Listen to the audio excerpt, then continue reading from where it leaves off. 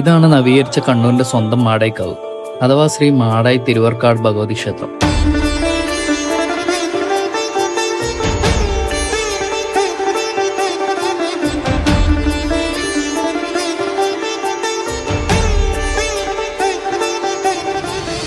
ഉത്തര മലബാറിലെ ഭദ്രകാളി ക്ഷേത്രങ്ങളുടെ മാതൃക്ഷേത്രമായാണ് മാടായിക്കാവിനെ കണക്കാക്കുന്നത്.